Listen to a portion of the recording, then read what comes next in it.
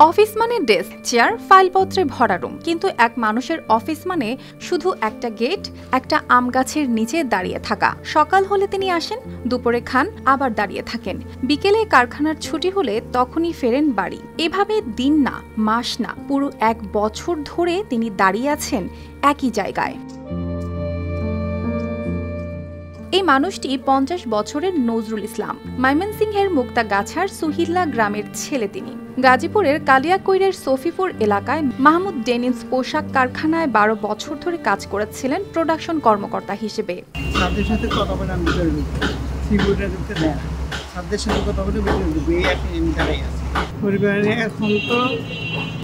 জীবনযাপন করেছে, সমস্যা হলো বাসা বানা, মায়ের চিকিৎসা, এই টাকার সমস্যা। 2024 সালের সেপ্টেম্বরে হঠাৎ করেই কারখানাটি বন্ধ হয়ে যায়। একসাথে ছাঁটাই হন সব শ্রমিক। পরে কারখানা চালু হলেও নজরুল ইসলামকে আর ভেতরে ঢুকতেই দেওয়া হয়নি। বিনা নোটিসে চাকরি হারানো এই মানুষটি তখন থেকে দাঁড়িয়ে আছেন কারখানার গেটের সামনে। আপনাকে দীর্ঘদিন যাবত এখানে দেখতেছি যে সবসময় দাঁড়া থাকে।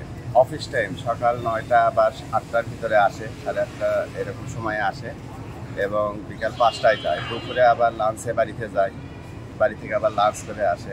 এখানে দাঁড়ায় থেকে, ঝড় হোক বৃষ্টি হোক, সে এখানে সবসময় দাঁড়ায় থাকে। সকাল 8টা থেকে বিকেল 5টা পর্যন্ত তিনি দাঁড়িয়ে থাকেন একই জায়গায়। তার চোখে একটাই আশা, যে চাকরি হারিয়েছেন সেটি হয়তো আবার ফিরে পাবেন একদিন।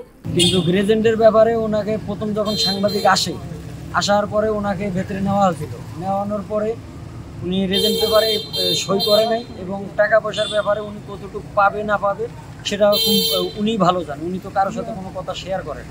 আজ তার পরিবার নিয়ে কাটছে দুঃসময়, কিন্তু তারপরও তিনি হাল ছাড়েননি। চারপাশের মানুষ তাকে প্রতিদিন দাঁড়িয়ে থাকতে দেখে অভ্যস্ত হয়ে গেছে।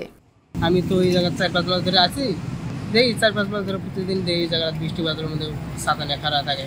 সকাল 8টার সময় একটা ঠিক টাইম, আর 5টা 4 দিকে চলে যায়। আবার লাঞ্চে যায়, লাঞ্চের পরে টাইম করতে চলে আসে।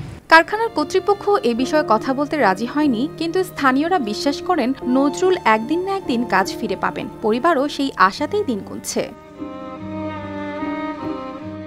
News desk, RTV।